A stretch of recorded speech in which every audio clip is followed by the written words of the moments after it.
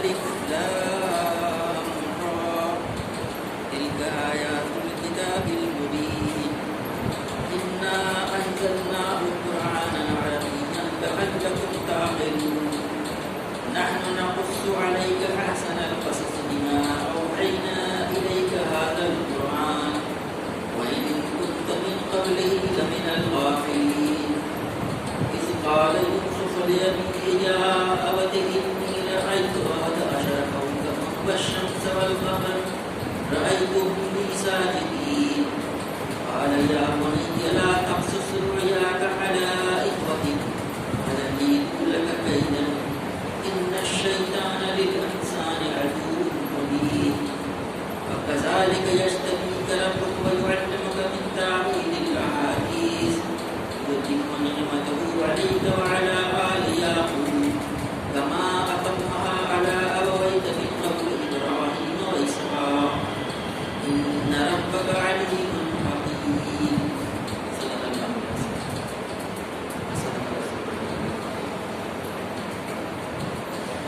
آج سورہ یوسف کے مطالعے کا آغاز ہو رہا ہے. یہ 12ویں پارے میں 12ویں نمبر کی سورت ہے. بہت ہی مشہور سورت ہے, ہم سب اس سے واقف ہیں. اس کے پہلے سورہ ہود کا اختتام ہوا ہے. اس سورت کی یہ پہلی رکوع کی 6 آیات ہیں جو آپ کے سامنے تلاوت کی ہے. پہلے ان آیات کریمہ کا ترجمہ سماعت فرمائیں. الف لام را, یہ اس کتاب کی آیات ہیں جو اپنا مدعا صاف صاف بیان کرتی ہے.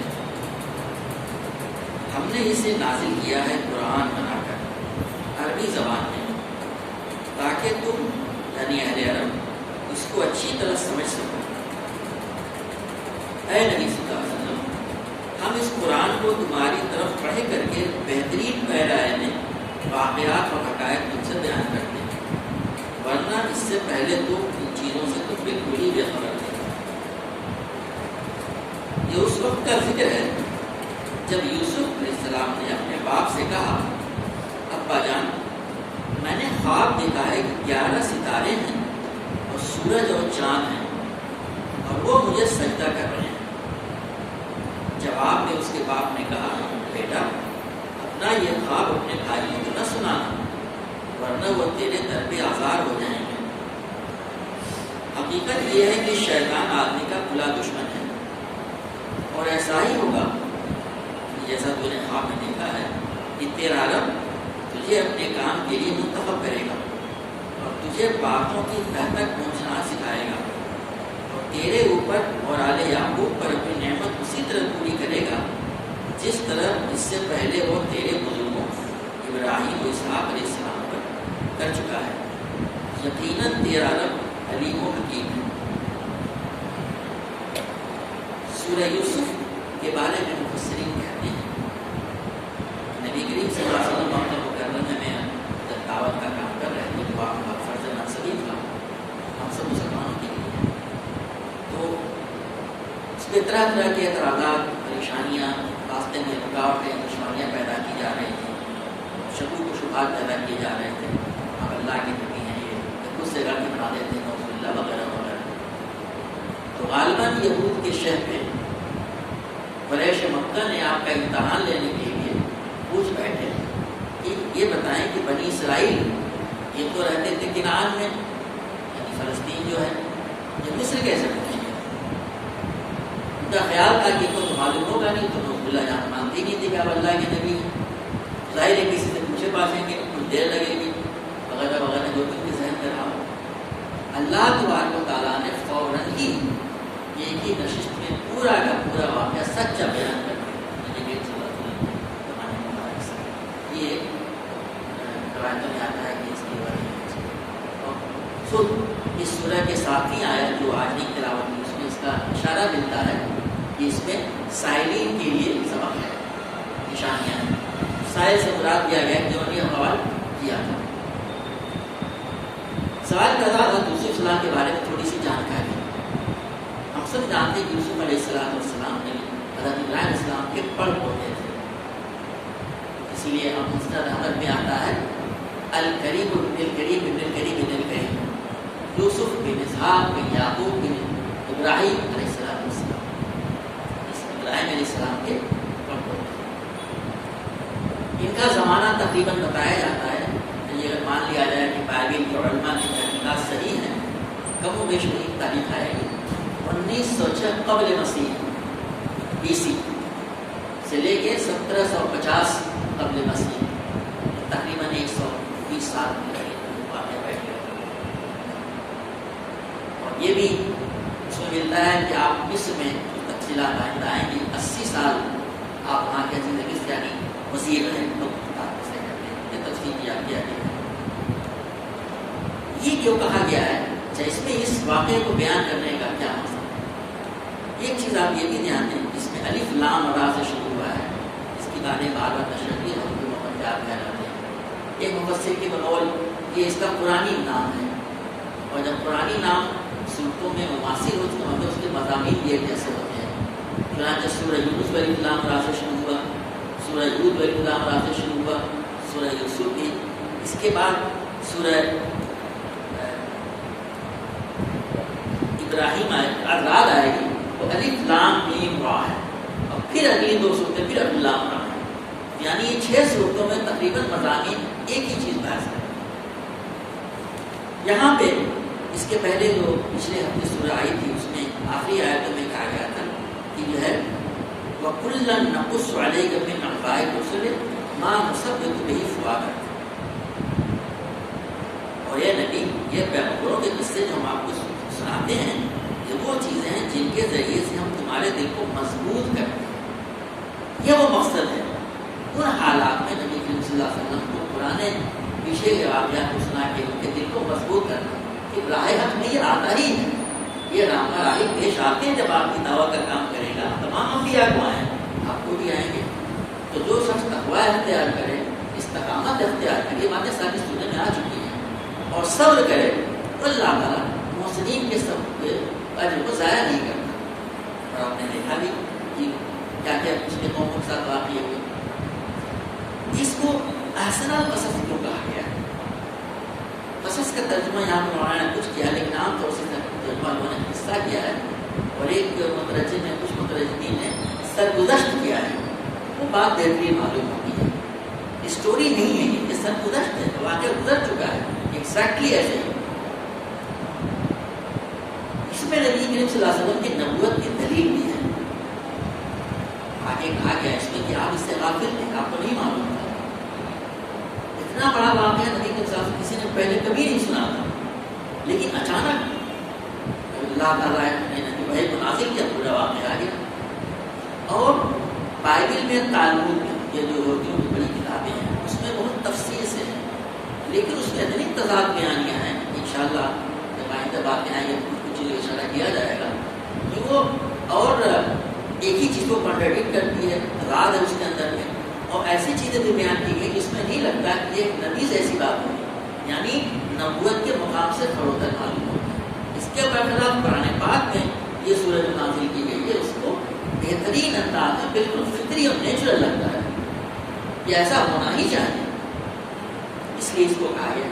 اور ایک آخری چیز، باتیں تو بہت ساری ہیں جو علماء نے اس سلسلے میں لکھی ہیں، آسان قصص کہہ رہے ہیں کہ نبی کریم صلی اللہ علیہ وسلم پہ جو واقعہ اس میں بیان کرتے ہیں، دوسرے ساتھ واقعہ بعینہ وہی چیز آپ کے ساتھ تقریباً پیش آ جائے، جن جن مراحل سے وہ گزرے۔ حضرت یوسف علیہ السلام کے بھائیوں نے اسے حسد کیا، ان کے خلاف سازشیں کی، قتل کرنے کا منصوبہ بنایا، اس لیے بھائی نے کہا کہ قتل نہ کرو، کنویں میں ڈال دو۔ اس کے بعد سے مختلف مراحل سے اندر آپ قید کے ہوئے، غلام بنائے گئے، عزیز مصر کے وہاں گئے، پھر قید کیے گئے، کتنے ظلم و تشدد برداشت کیے۔ آپ نے خواب دیکھا، وہی خواب آپ کو وزیر خزانہ بنانے کا موجود ہوا، پھر تاریخ گواہ ہے پورے 80 سال تک آپ وہاں کر رہے ہیں۔ تو نشیب و فراز زندگی میں آپ نے تقریباً یہی چیز نبی کریم صلی اللہ علیہ وسلم کے ساتھ پیش آئی، گویا بتا دیا گیا کہ دیکھو یہ آئینہ، یعنی یہی نبی صلی اللہ علیہ وسلم کو حاضر اور مستقبل دکھا دیا گیا، اور ایسے ہی پیش آیا۔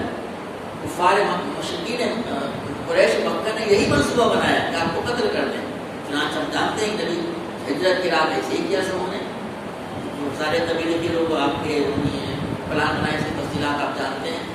آپ وہاں سے ہجرت کر کے اللہ کے خود سے گئے اور جا کے کہاں بنا لی غار ثور میں. وہاں پہ بھی آپ جانتے ہیں کہ بالکل وہی تھے, کفار آ گئے تھے, ان کا پیر دکھائی پڑ رہا تھا. یعنی اس کا تصور کیجیے کہ تلوار سونتے تیر لیے لوگ کھڑے ہوں, پا جائیں تو فوراً قیمہ بنا ڈالیں اور وہاں بیٹھے ہیں. اور وہاں سے نکال کے نبی کریم صلی اللہ علیہ وسلم مختلف مراحل سے گزر کر کے اور پھر فتح مکہ کے موقع پہ بالکل ویسے ہی پیش آیا. چنانچہ نبی کریم صلی اللہ علیہ وسلم جب سب ہاتھ پادے کھڑے ہیں کفار مکہ فتح ہو چکا ہے, آپ نے پوچھا ان سے یہ بتاؤ کہ میں تمہارے ساتھ کیا معاملہ کرنے والا ہوں. انہوں نے کیا جواب دیا, بالکل ویسے ہی آخر قریب ابن اخو قریب, آپ بہترین بھائی ہیں اور بہترین بھائی کے بیٹے ہیں. تو آپ نے کہا کہ تو پھر سن لو یہ میرا بھی وہی جواب ہے حضرت یوسف نے اپنے بھائیوں سے کہا تھا. کیا کہا تھا؟ لا تسلیم علیکم انتم کرم اذهبوا انتم کرم, آپ تمہیں کوئی گرفت نہیں ہے, جاؤ تم سب آباد ہو.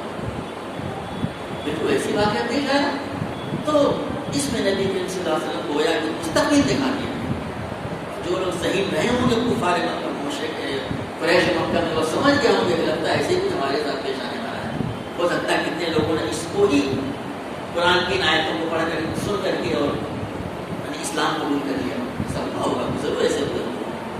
تو اسی طرح اس میں اشارہ کیا گیا ہے. تو یہ صرف کہانی نہیں ہے, ایک ایک جگہ اس کو بہترین بیان کیا گیا. حضرت یوسف اسلام کا کردار اخلاق نوجوانوں کے لیے سبق انشاءاللہ تفصیل آگے تک آئیں گے. اس لیے کہا احسن بہترین سرگزشت, اس کو اسی انداز سے ہمیں سننا چاہیے, اس پہ غور کرنا چاہیے. بہت اہم صورت ہے. اللہ تعالیٰ فرماتا ہے الف لام را, ایسا بتایا گیا کہ پرانی نام ہے اس کا. تلک آیات الکتاب المبین, یہ اس کتاب کی آیات ہیں جو اپنا مدعا صاف صاف بیان کرتی ہیں. یہ بڑی اہم بات قرآن کے بارے میں کہی جو بار بار کہی جاتی ہے. مبین, ایسے بیانات, ایسے دلائل جس کو کسی بھی دلیل سے رد نہ کیا جا سکے. بالکل واضح, کلیئر, کوئی بہام نہیں. یہ اس کتاب کی آیات ہیں. تم اس کی قدر نہیں کر رہے ہو, اس کو پتہ کچھ ڈال رہے ہو. تلک آیات الکتاب المبین, جو اس کتاب کی آیات ہیں جو اپنا مدعا صاف صاف بیان کرتی ہے. انا انزلنا قرآنا عربیا, ہم نے اسے نازل کیا. یہ تمام صفات ہے. قرآن قرا یقرأ سے بنا ہے, پڑھنا. اس کا نام ہی قرآن رکھا گیا ہے. پڑھنے سے جو بہت زیادہ پڑھی جاتی ہے, بہت زیادہ پڑھی جانے والی کتاب تو قرآن کہہ دیا گیا. اس کا نام ہے پڑھنے والی کتاب. ایسا کسی کتاب کا نام ہوتا ہے دنیا کی دوسری مذہب کتاب سے نام کیسے ہیں؟ قرآن. پڑھی جانے والی, بہت زیادہ پڑھی جانے والی کتاب, یعنی سراپا پڑھائی. خود اس وحی کی ابتدائی بھی اقرا اس طرح کا کر لکھا ہے. اسی سے قرآن سمجھے, اسی سے ملتی جو درخواست بنا ہوا تو پڑھ رہا ہے. آگے بات یہ بتائی گئی ہے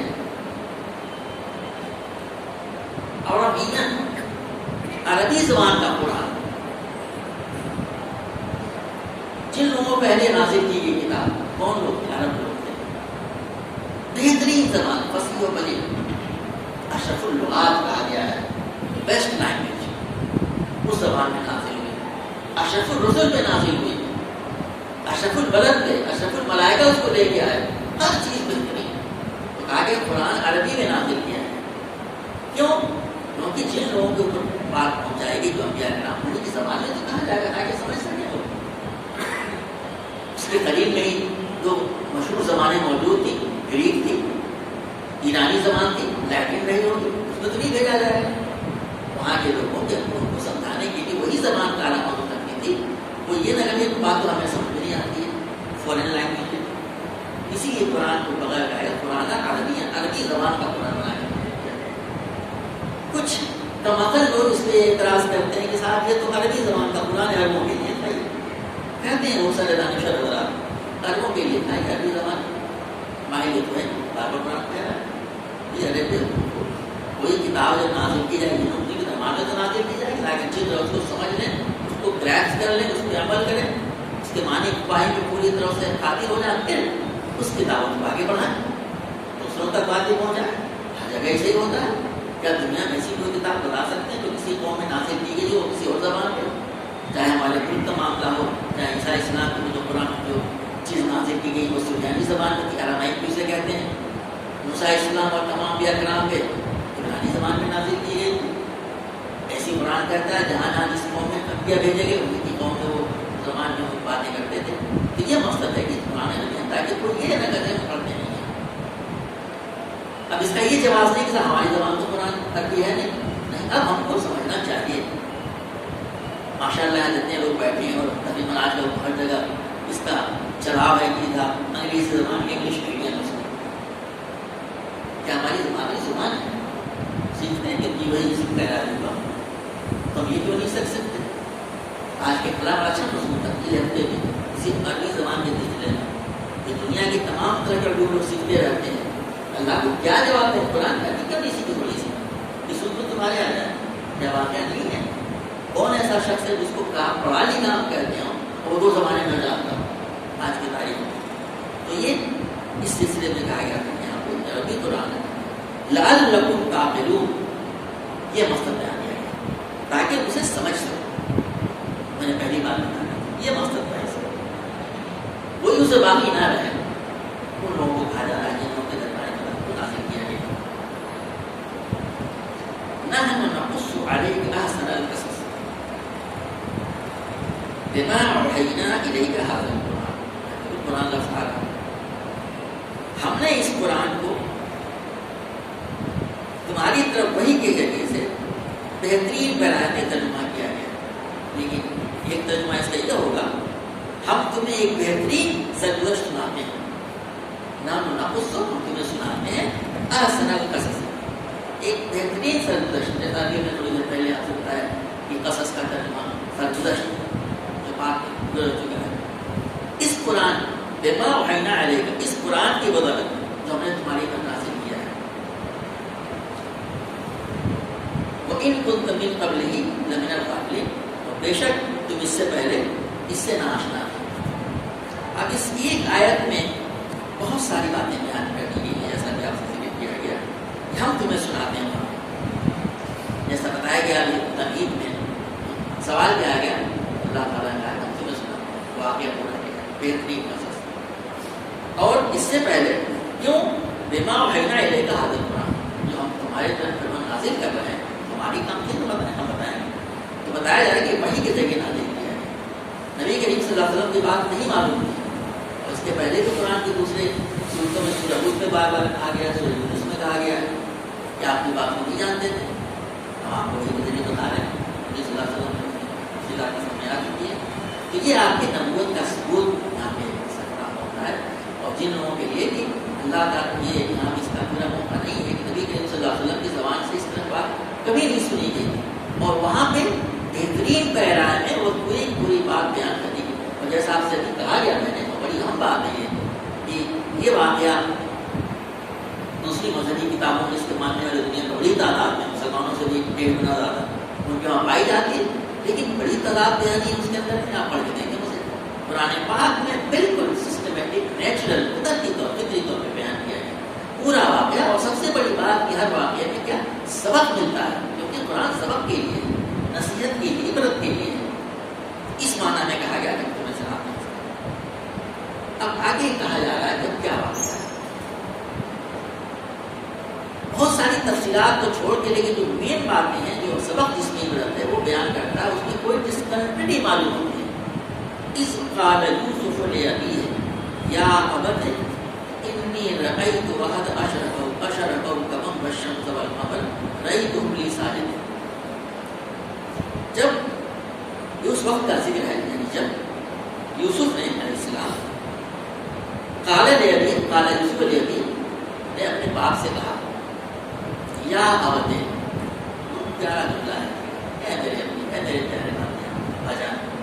اس معنی میں تو چھوٹا بچہ ہی تو کہے گا میرے پیارے ابی میرے بھاجان. انی رأیت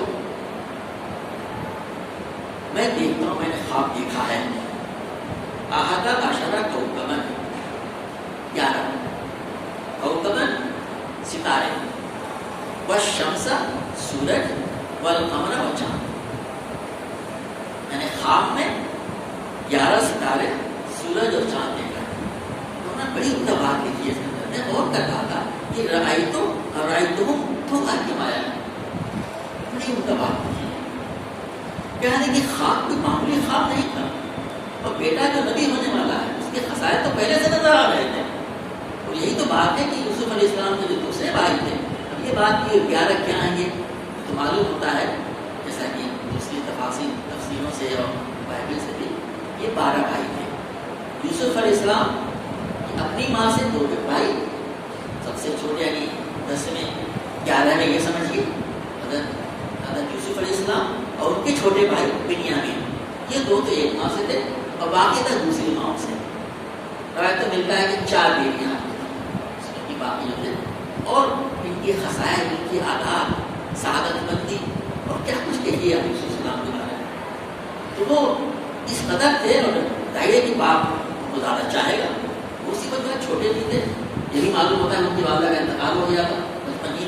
بالکل ان تمام وجوہات سے، اور پھر حضرت یعقوب علیہ السلام خود نبی ہیں، وہ سمجھ رہے ہیں یہ نبی ہونے والے ہیں، تو اسے محبت کرتے ہیں، ان کا زیادہ خیال رکھتے ہیں مجھے. تو یہ بیٹے جو ہیں انہوں نے خواب دیکھا ہے. اب خواب کوئی معمولی نہیں ہے، یہ سمجھ گئے کہ ویسا خواب نہیں جیسے کہ ہم لوگ خواب کرتے ہیں. اب دیکھیے اتنی بات کو سب سے بیان نہیں کرتے پھر رہے ہیں.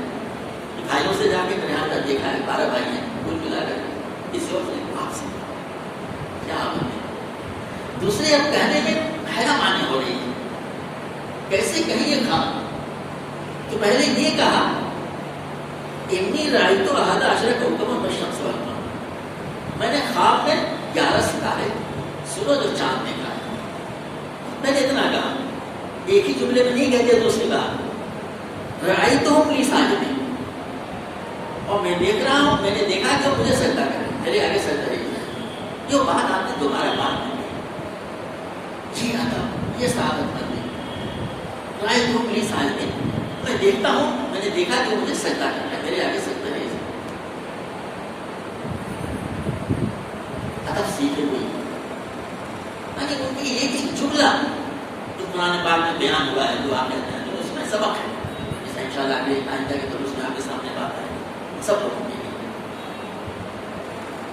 اب یعقوب علیہ السلام اس سے سمجھ گئے ہوں گے، نبی وہ بھی تھے. انبیاء کرام دعائے صالحہ دیکھتے ہیں، اس میں پیشین گوئی ہے، اس کی تعبیر سمجھ گئے. تو انہوں نے کیا کہ قال یا بنی لا تقصص رؤیاک علی اخوتک، اے میرے پیارے بیٹے اپنا یہ خواب اپنے بھائیوں کو نہ سنا. فیکیدوا لک کیدا، کیونکہ وہ تیرے در پہ آزاد ہو جائیں گے. کیوں؟ ان الشیطان للانسان عدو، شیطان انسان کا کھلا دشمن ہے. وہ تو ایسے مواقع کی تلاش میں رہتا ہے. اب یہ سنیں گے اچھا، اور جو ہے اس کے بعد وہ طرح طرح کی سازشیں کرنے لگیں گے، حضرت مارنے کی کیا کچھ کریں گے، دکھائی پڑ رہا ہے وہ. تو آپ نے اس کی پیشن کو بنا دیا کہ اس کا ذکر اپنے بھائیوں سے نہ کرنا. تفصیلات میں بھی ملتا ہے کہ اس کا ہی منع کیا اپنے سگے چھوٹے بھائی سے بھی نہ کرنا. غلطی سے اس سے پہلے بھی کم سے اسے بھی بیان نہیں کرنا، اسی سے بیان نہیں کرنا.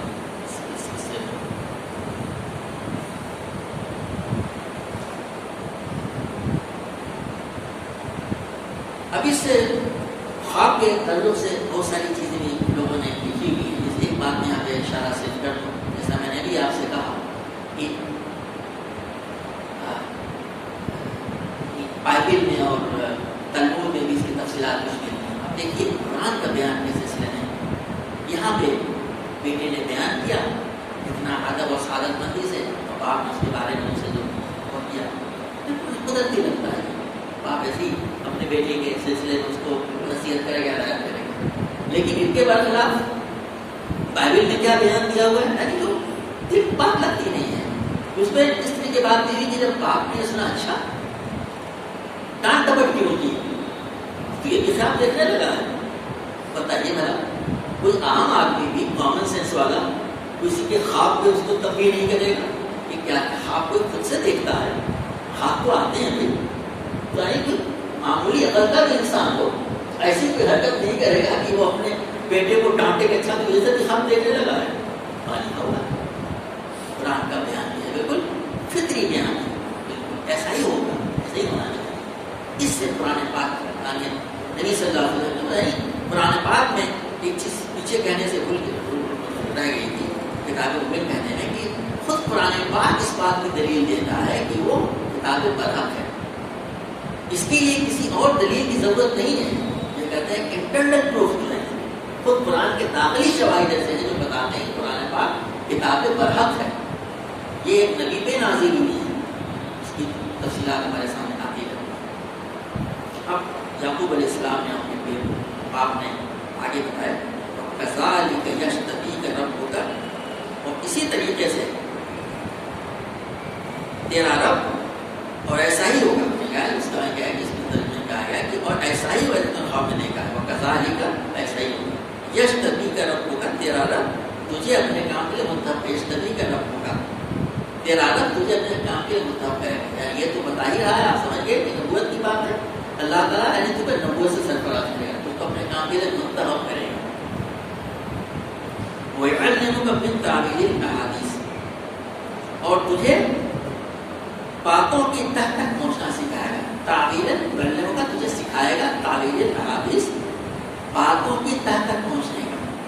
عام طور سے لوگوں نے اس کے صرف ایک معنی لیے ہیں کہ خواب کی تعبیر بیان کرنا، لیکن جو الفاظ قرآن میں استعمال ہے تعویل الحادیث، باتوں کی تعبیر کرنا ہے، اس میں وہ چیز بھی شامل ہے اور بہت بڑی چیز ہے۔ خود یہ خواب اللہ تعالیٰ نے اس کو برحق کر دکھایا، چنانچہ آیت نمبر 90 میں یہ بات سامنے آئے گی، حضرت یوسف علیہ السلام کے سامنے جب سب لوگ سجدہ ریز ہوں گے، قرآن میں تو کہے گا یہی ہے ہمارے میرے خواب کی تعبیر جو میں نے دیکھی۔ اور پھر اسی صورت میں آگے بات آ رہی ہے کہ جب آپ زندہ میں تھے تو بادشاہ نے مصر کے خواب دیکھا، اور جیسے کہ بادشاہ لوگ ہوتے ہیں ہر چیز کے بارے میں لوگوں سے پوچھتے ہیں، طرح طرح کے مشیر ہوتے ہیں، کوئی آدمی تعبیر بتانے کی پوزیشن میں نہیں تھا۔ تب ایک زندہ کے ایک ساتھی کو یاد آیا، ارے ہمارے ایک ساتھی نے بڑی اچھی خواب کی تعبیر بتائی تھی، تو اسی خواب کی تعبیر کی بدولت تو بادشاہ جو مصر کا اسے اچھا ایسا دانا شخص جو ہے، حکمت والا حکیم شخص جو ہے وہ زندہ میں ہے، اسے لے آؤ یہاں، تفصیلات آپ کے سامنے آئیں گی۔ تو یہ معنی تو اس کے ہیں، لیکن اس کے معنی باتوں کے تک پہنچنا، اسے صحیح استعمال کرنا، یہ تمام انبیاء کے ہوتا ہے۔ حضرت یوسف علیہ تو یعنی اپنی اعلیٰ شکل میں موجود تھا، اگر ایسا نہ ہوتا تو کیا اس زمانے میں آپ کو ملک کا وزیر خزانہ بنایا جاتا، جو معمولی کام ہوتا ہے کسی کنٹری کو رن کرنا، وزیر خزانہ کو بنایا گیا، تفصیلات آپ کے سامنے آئیں گی۔ تو کہا گیا تھا کہ آپ کو جو ہے تعبیر حادث سکھائے، وَيُتِمُّ نِعْمَتَهُ عَلَيْكَ وَعَلَىٰ آلِ یعقوب، اور تم پر تیرے اوپر اور آل یعقوب اپنی نعمت تمام کرے گا، کما اتمہا، تجھ پر بھی یعنی تجھے نبوت سے سرفراز کرے گا، اور تمام طرح کی چیزیں تجھے دے گا، جس کی تفصیلات آئندہ نمودار۔ اور آل یعقوب سے مراد یہاں پہ لیا گیا ہے کہ دوسرے ان کے بھائی ہیں، چنانچہ شروع میں تو طرح طرح کی پریشانیاں ہوئی ہوں گی، لیکن جب وہ بھی مصر پہنچ گئے ہوں گے تو وہاں پہ بھی فراوانی آئی ہوگی۔ اور ظاہر ہے کہ آپ جانتے ہی ہیں 5-6 سال کے وقفے میں بنی اسرائیل مصر کے قبیلہ وہاں پہ گیا ہوا تھا، ان کی تعداد کے بارے میں انہوں نے شاید لکھا ہے 8 یا 9 لاکھ تعداد ہو گئی تھی 500 سال میں۔ یہ معمولی چیز ہے، ایک قبیلہ جو چاہے 11 بھائیوں پر مشتمل، وہ یاد پڑتا ہے لوگ اصلاح کر سکتے ہیں، 8 یا 9 لاکھ کی تعداد بتائی گئی ہو گئے تھے بنی اسرائیل فرعون کے وقت میں، جبکہ موسیٰ علیہ السلام وہاں پہ مبعوث ہوئے تھے ایک قبیلے سے۔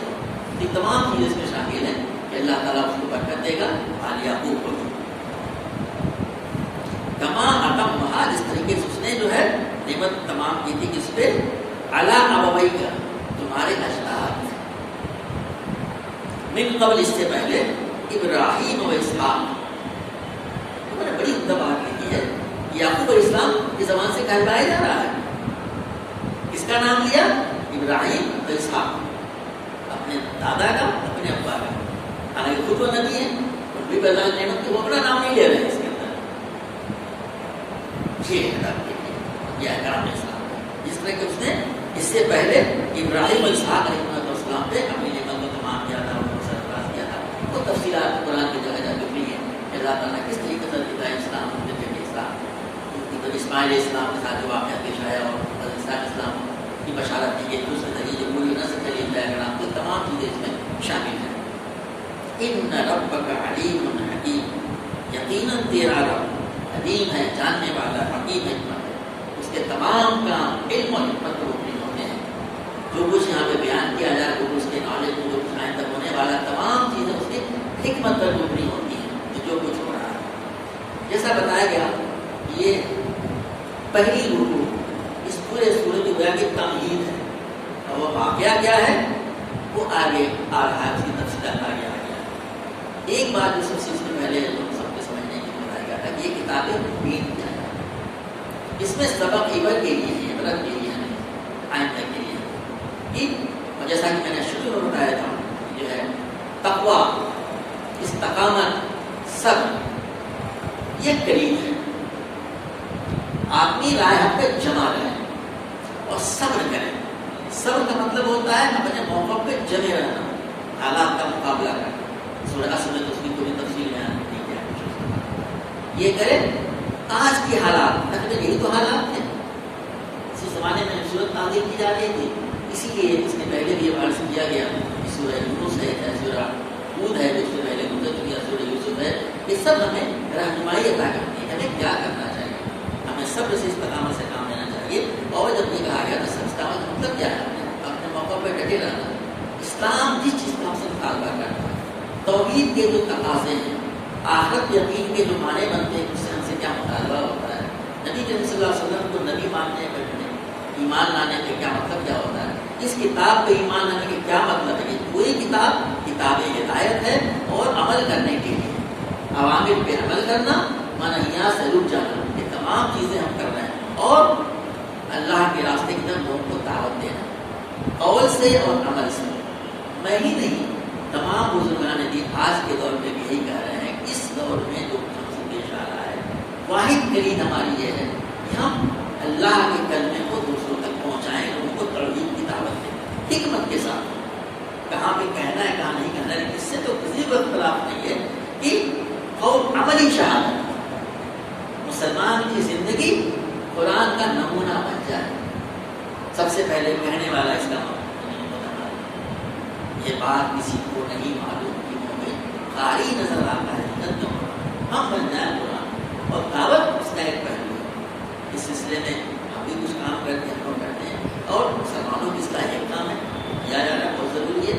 نماز کا نظام ہے، نماز پڑھنے کی دعوت ہے. تو مسلمان کے لیے ہر مسلمان کی امتیاز ہے، وہ مسلمان اور کافر میں تو ہے ہی.